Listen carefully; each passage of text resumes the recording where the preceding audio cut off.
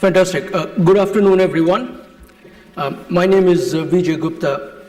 I'm from Adobe Systems. I'm based out of London. I look after our industry strategy and marketing activities across Europe, Middle East, and Africa. It's a great pleasure to be standing here and addressing this august crowd. And it's an enhanced pleasure to trying to keep you awake after lunch. So I'm trying to do my best. And my idea of trying to keep people awake is to bombard them with tons of slides, with lots of data which will need you to squint on the slides to read them. So that's what I'm going to do, so be prepared for that. Now, before we do that, what I wanted to do was just so that we can wake you up, I wanted to show you a quick video.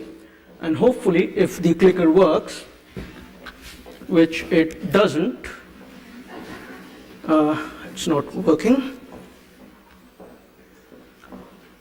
We'll let the video roll. Peter, come take a look at this. Mr. Daniels. Look at this. What's this? The numbers, they keep getting bigger and bigger. Clicks are off the charts. Yeah. Yoshi, it's Walter. We're back.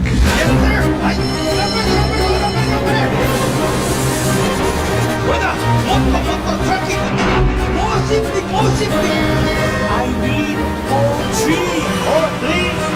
I'll get you more trees. Hey, take a look at wood pulp. Everything you got to put up right now.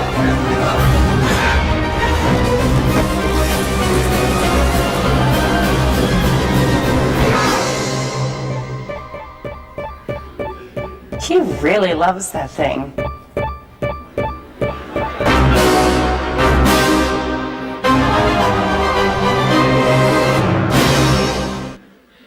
So that's a classic example of how not to do data-driven marketing. Now, as Adobe, we have the right tools and solutions to ensure that you don't fall into that same trap. But this presentation is not about Adobe. It's not about our technologies. It's about you as marketeers, and it is more importantly about our customers. This clicker is not working.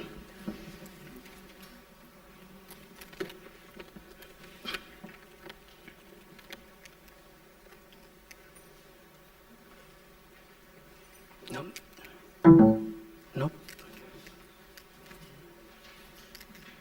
Yep. That's fine. Fantastic. So as I was saying, this presentation is not about Adobe. It's about you and me as marketeers, and it's about our consumers, people that we want to engage with as marketeers. And what I'm going to do is when I cover the concept of the rise of the data-driven marketeer, we'll go through a bit of a history lesson, look at a bit of the history of marketing. We'll not go as far back as I think Randall did this morning. We'll be slightly more recent from that perspective. But we'll look at what happened in the past, what's happening today, and what might happen in the future, which will give rise to this concept of data-driven marketing and ensure that we have to be prepared for that. We'll also take a look at what marketers are doing today to be prepared for this future, which is upon us. It's pretty much there, whether we believe it or not. So without any further ado, what we would do is, I'll begin with a question, and hopefully on screen you're able to see. And the question is, which one of these existed in 2003? The options that you have on screen is Facebook, TiVo, which is a digital video recorder which can allow you to fast forward ads from TV, iPhone, Gmail, and Pandora, which is a music streaming service. So let's have a quick show of hands. How many of you think that Facebook existed in 2003? No one. Fantastic. TiVo? I've got a few hands here. iPhone, Gmail, Pandora, one or two. Okay. So Gmail got maximum number of hands that were raised for Gmail. The answer is TiVo. 10 years ago, the only brand that existed, that still exists, that we are so familiar with, is TiVo. Gmail came in 2004. Many of you raised your hand to that. Facebook 2004, iPhone 2007, and Pandora 2005. So the reality is that quite a few of these brands, which are now household names, brands with which you and I engage, have not been in existence for very long. Just 10 years back, 2003, they were not in existence. And these products and services that we regularly use, they generate a lot of data. They read a lot of data, they generate a lot of data, and you and I contribute to the creation of this data. And keep that in mind, because data will be a theme that will go through our entire presentation. So let's kind of step back, since we're talking about 2003. Let's step back and see what happened between 2003 and 2006. A few things started to happen in the world of digital, in the way the consumers started to interact with information. First thing is, the social and mobile technology started to take off. Google became a proper business. It kind of went into IPO in 2004. It had been in existence before that. Facebook, we already discussed. YouTube came in 2005. Twitter 2006. Nintendo, iPod, etc., etc. But a very important thing happened between 2003 and 2006. Text messaging exploded during this time frame. And what this allowed us to do as marketeers is understand that there is a different way in which people have started to interact with other people. It was not about picking up the phone and talking, it was about sending texts, sending SMSs. And if people are interacting with people using this medium, many of us as marketeers thought, can they interact with products and brands using this medium? This was also the first time, by the way, that as marketeers we got a visibility of the deluge of data that is going to come our way. Because this was the time when the consumers were creating the data because of the way they were interacting with each other. And this was the time when they were showing us that their behavior in terms of how they consume data, how they interact with each other was changing. And this was the time when we started waking up to the possibility of leveraging this for marketing. Now if we go ahead a few more years, 2006 to 2009, this is the time when the usage of data on smartphones surged. The first smartphone, I don't know how many of you know this or not, was launched in 2001. It was launched by Palm. It was a Kyocera device.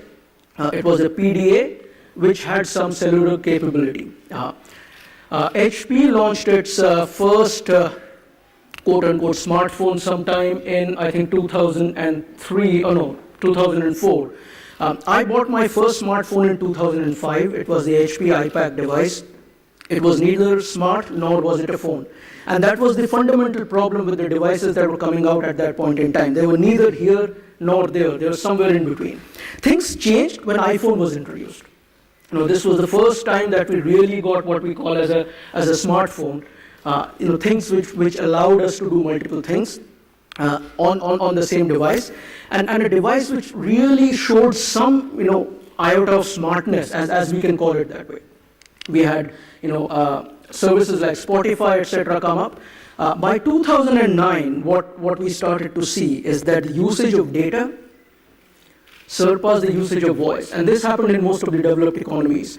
If you talk to any of the telcos in developed economies, they'll tell you that usage of data became more important than the voice plans for their customers.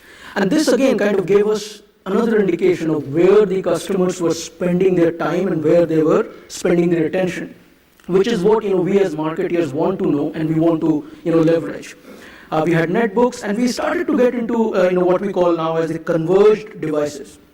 So 10 years back, if you told somebody that one day you will be carrying a very small device which will allow you to make phone calls, allow you to browse the internet, allow you to look for directions, which will be a GPS, which will also be a flashlight, which will also have a camera, etc., etc., etc. Chances are that 10 years back you would have been referred to a mental health hospital, because that was not what was within our thinking of what was possible. But what started to happen between 2006 and 2009 is that this started to become a reality. The converged device started to appear. Between 2010 and 2012, if we move a few years ahead, we saw the emergence of apps. 2009 was when the first mobile check deposit app was introduced. So this was an app where you could take the picture of a check and kind of send it to your bank, and they will deposit the check. The reason I bring that out is because this was the time when apps started to move into transactions which required trust.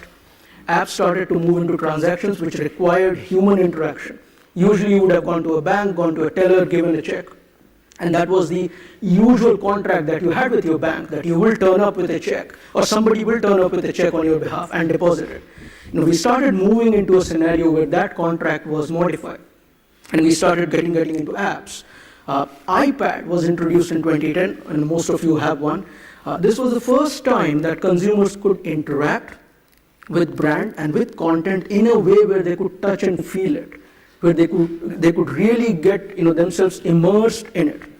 And in that sense, this was a revolutionary device. This changed the way in which consumers actually used content and the way they interacted with brands. And it's fascinating because we're just talking about 2010 when this was introduced, and today's 2013. So not very long back.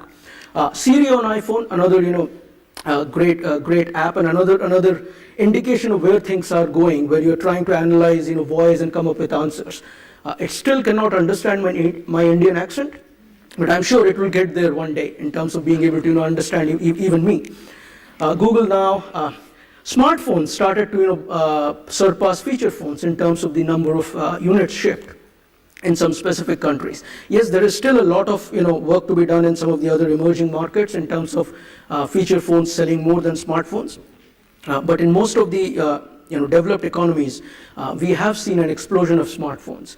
Also, we have seen a tendency of changing the terminology of what is a feature phone and what is a smartphone. So in some of the emerging economies, the telcos and the handset manufacturers are selling what will be considered as a low-end smartphone, but they're selling it as a feature phone because that's what the consumers buy there. We started to get into a scenario where companies like GE started to wake up to the potential of internet and started to invest in big amounts, billions of dollars. Now GE is known for making gas turbines, aircraft engines, provide finance. So they are a hardcore engineering company. But this was a company which was waking up to the potential of using internet for their businesses. And these trends started to come up not very long back, but up to between 2010 and 2012.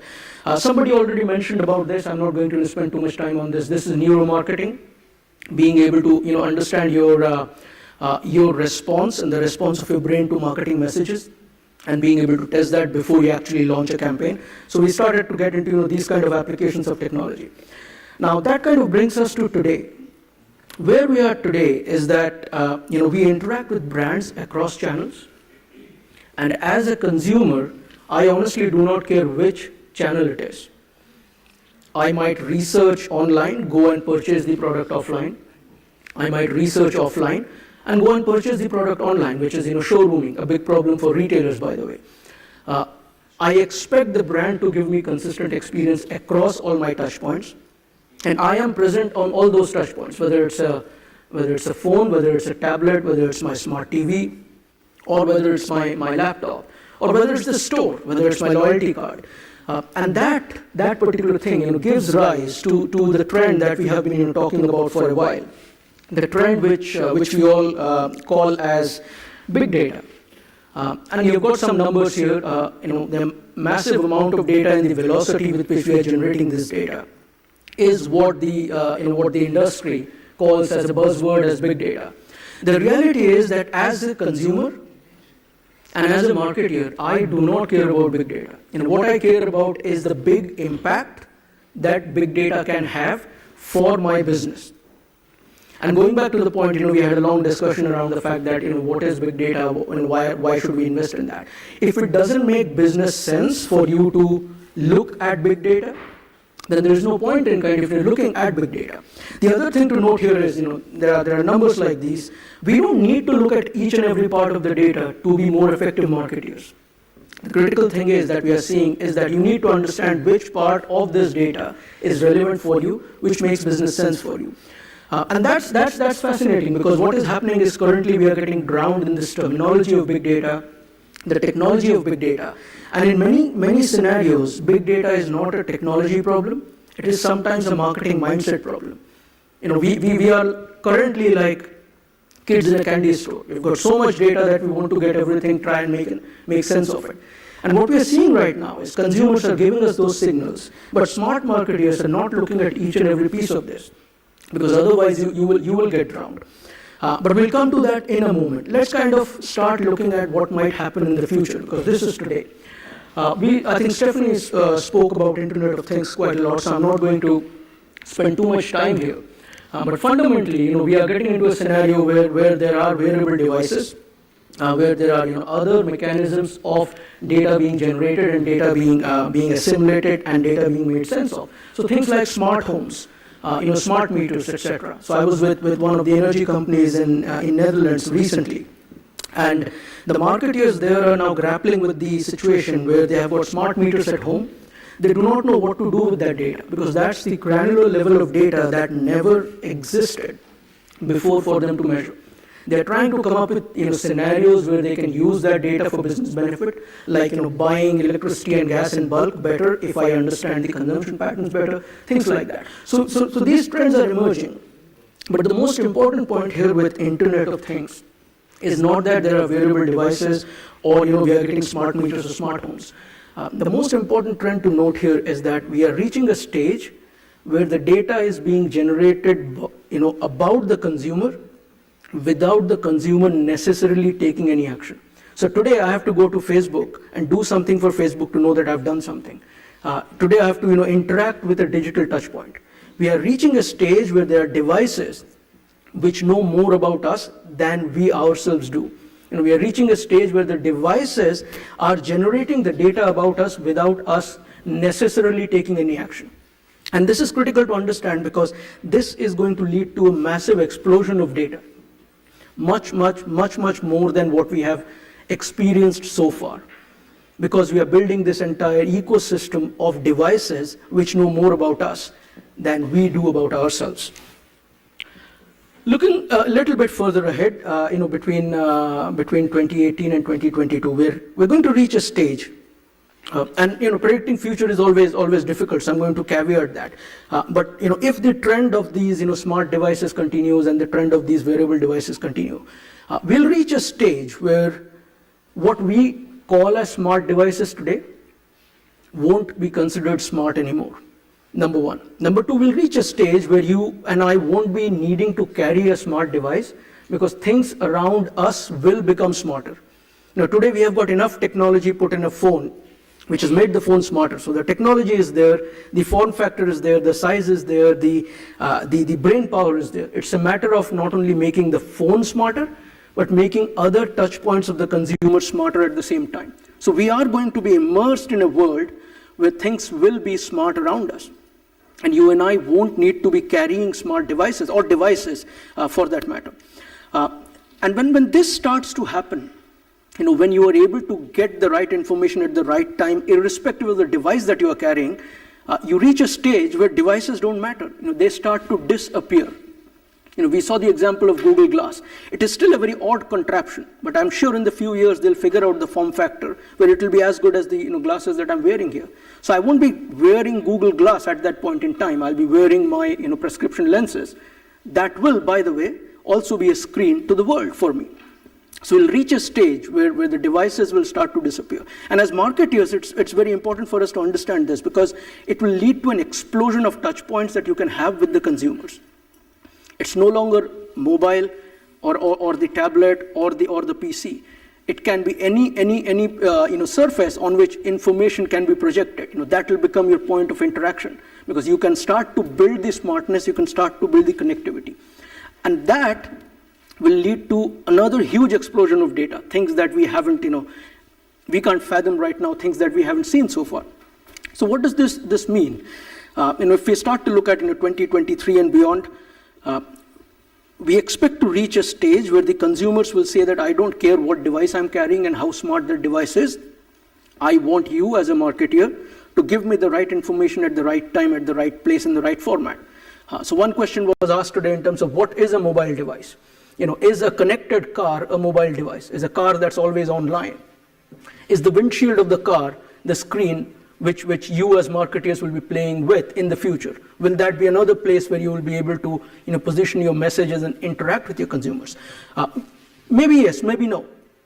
It depends on how technology progresses. But the way things are progressing, we do certainly foresee that we'll reach a stage where everything around us will be smart and the consumer aspiration and the consumer expectation will change drastically and dramatically.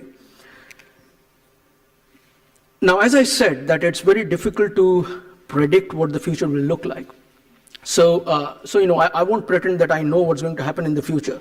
But there's one thing that I absolutely know what's going to happen in the future, and so do you.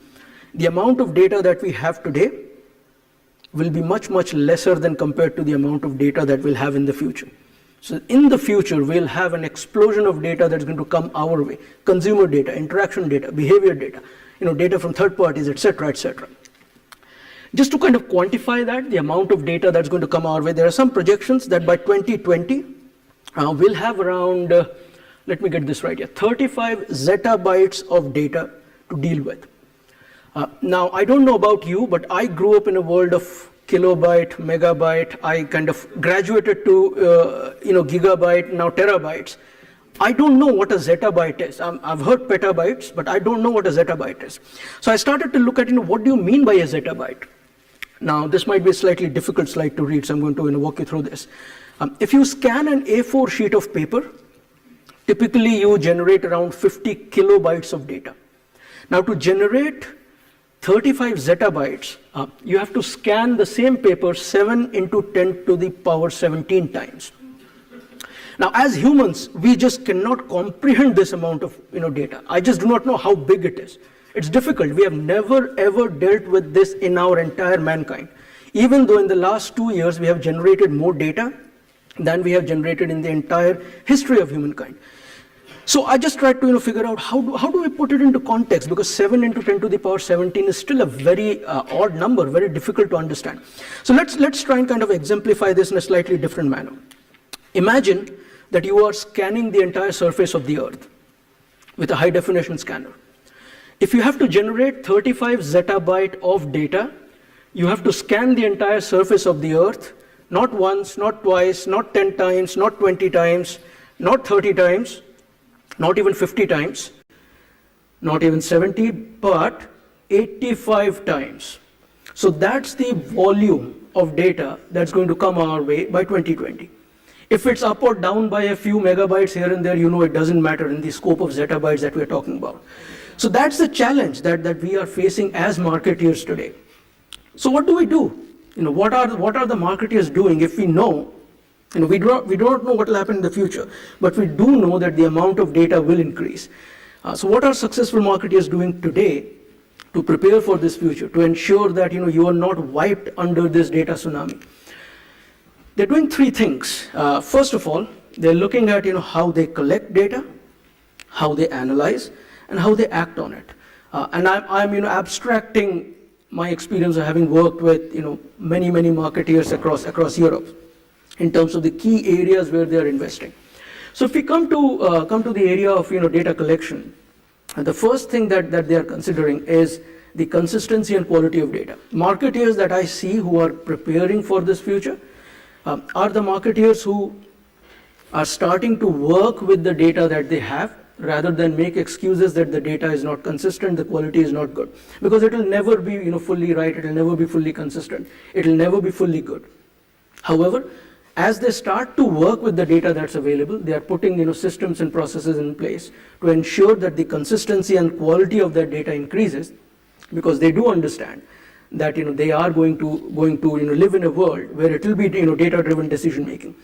Second thing is they're looking at integrating a variety of data sources. Many of you have kind of faced this or are already looking at this. And finally, they are building an omni-channel view. So one of the things that's happening is that as marketeers, all of us have kind of grown in our own silos. So I am a search marketeer, you are a mobile marketeer, somebody is a social marketeer, somebody looks after web, etc., etc., etc. And we have our own data silos. The challenge is that when a consumer interacts with each one of those channels, they do not care how the marketing team is structured or how the consumer view is seen internally. So what marketers are doing is they're flipping it around and saying that instead of taking a marketeer's view of the world, I'll take a consumer's view of the world. The consumer goes through certain channels and touch points because they want to go through a journey to lead to an action. The action can be engagement, action can be awareness, action can be purchase at the end of that journey. And most of the marketeers who are preparing for this world of tomorrow are investing today in getting this omni-channel journey right. This is not about optimizing the customer touchpoint at a given digital touchpoint like web or social. It's about looking at the customer journey end-to-end across touchpoints and optimizing that across touchpoints, which requires a very different mindset, by the way. So, please do not think that this is an easy challenge to solve, because it's not something that technology can solve. It's not something that the right data can solve. It is something that the right marketing mindset can solve. And some of the marketeers are going through that thinking, going through that change right now. The second thing is around analyzing the data that you collect. More and more marketers are using automation, because the volume of data, 35 zettabytes, etc., it just cannot compute in the human brain. Excel can only go up to 65,000 rows. So some of you who use Excel to collect data and analyze, please note that it will run out of steam very, very soon if that's your tool of your choice. You need other tools to be able to do that. And that's what most of the marketers are looking at, being able to automate the analysis of this data. The other thing is, I'm hearing more and more from marketers things like terms like machine learning, natural language processing, artificial intelligence. And it is fascinating because when I did my master's in computer science, terms like machine learning, natural language processing, artificial intelligence were common vocabulary for me. I was a geek, and that is how geeks talk. When I ended up doing my MBA in marketing, terms like consumer behavior, brand affinity, brand preference, segmentation, targeting, and positioning came into my vocabulary. And that's how marketers talk. The two worlds were very separate. The technologists spoke a language which the marketeers did not understand. Marketeers spoke a language which the technologists did not understand. However, what I'm seeing is that there is a combination that's happening right now. I'm seeing marketeers who are understanding the need for being able to make sense of this data talk about things like machine learning, talk about things like predictive analytics, talk about things like algorithmic buying, etc., which are all things which are which typically geeks would talk about. And at the same time, I'm seeing technologists talk about things like segmentation, targeting, things like that, which was not in the vocabulary when at least I was growing up as a technologist. So it's fascinating to see that what marketers are doing today so that they are ready for tomorrow. The other thing that marketers are doing today, and I have to go back to the slide here, is, and this is another very important thing, is they're getting into a mindset of testing and learning. This is critical because in the world of digital, because of the facility that digital provides, it kind of lends itself very well to be able to test your hypotheses and learn from that in terms of what will work for your customer, for your brand, for your product, for your service. So they're investing heavily in building the right people, process, and technology backbone to be able to test and learn more about their audiences. And it's very difficult for any one of us here to absolutely surely predict what will resonate and what will not. We can use our experience, but then when you combine the experience with data, that's when the magic happens. That's when you start to realize that this is what works with my unique audience and this is what does not. Because there is no one single right answer for each one of us. And finally, there is no point in kind of collecting and analyzing data if you cannot act on it. And so quite a lot of marketers that I work with, they are actively looking at capabilities to act on the insights that come out. It's very easy to analyze data and come up with a report and send it over email to 300 people in an organization with nothing happening on that. And it's a very difficult thing to actually then take that report and change the business behavior on the ground. And I'm seeing more and more marketers focus on that, so that whatever little data that you have, which is a part of this big data that is available to you, whatever little data you have, whatever analysis you do on that, you focus on actually taking action based on the insights that you have generated. And this is absolutely critical. They are also focusing on content as well as data. So my entire presentation has been about data. Now data is the left hand of marketers. Content is the right hand. Unless the two comes together, customer experience or consumer experience does not happen. And that is critical because the leading marketeers are making sure that they do not get lost in this deluge of data, that they forget the role that creativity and content plays. So content is absolutely important. Content is, and creativity is the first point of engagement. Data just, improves that engagement based on what actually happened. And that's the role that data plays, and marketeers who are well positioned for the future understand this very well. They're bringing data and content together. So, in summary, what I wanted to very quickly discuss with all of you here is that, first of all, big data is immaterial because as marketeers, as business people, we care about big impact. Companies who are making sense of this data, and we are seeing this rise of the data-driven marketeer, do three things very well. They collect the right data, so they don't go after the entire deluge of data and go mad after all the data that's available to them. They collect the right data, they analyze it using the right combination of technology, and they act on it by bringing the right combination of marketeers, technologists, agencies, and creative people under one roof. So hopefully that was useful. Thank you very much.